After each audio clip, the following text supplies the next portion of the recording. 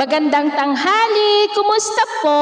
Narito po ulit ang update natin para sa lagay ng ating panahon ngayong tanghali po ng July 23, 2025. Sa ngayon po ay dalawang bagyo na ang nandito sa loob ng ating area of responsibility at dalawang low pressure area ang nasa loob at labas po ng ating PAR. Pero ang bagyong Dante at ang dalawang LPA ay wala na po itong direktang epekto sa alinmang bahagi ng ating bansa maliban po sa paghatak nila ng habagat. Ang bagyong Emong ay malaking banta po dito sa ating bansa, lalo na dyan sa may Ilocos Region, Cordillera, Cagayan, maging po dyan sa may Central Luzon dahil nagbabantayan na mag-landfall bukas ng gabi bilang isang malakas na bagyo.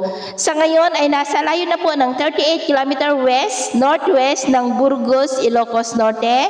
Nataglay ang lakas ng hangin na umaabot po sa 55 km per hour habang kumikilos po west, southwestward, pasubsub po patungo dyan sa may West Philippine Sea at posibleng lalakas yan habang nandyan po sa may karagatan at nagbabantan na mag-landfall hanggang sa Biyernes dyan sa may Ilocos Sur o kaya po ay dyan sa may Pangasinan. Handa po tayo dahil maliban sa bagyo ay mas pinapalakas rin niya ang paghatak ng habagat na makakaapekto sa malaking bahagi po ng ating bansa.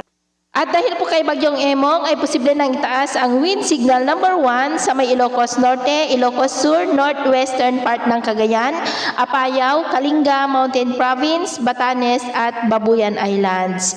At sa lagay ng ating panahon ngayong tanghali dahil sa trough ng Bagyong Emong at habagat ay cloudy skies with isolated light to heavy rain sa malaking bahagi ng Ilocos Region, Cordillera, ilang bahagi ng Cagayan Valley, extreme northern Luzon, Central Luzon, Metro Manila, Calabarzon, Mimaropa, Bicol Region, ilang bahagi ng Western Visayas, Ormoc at Northern Samar.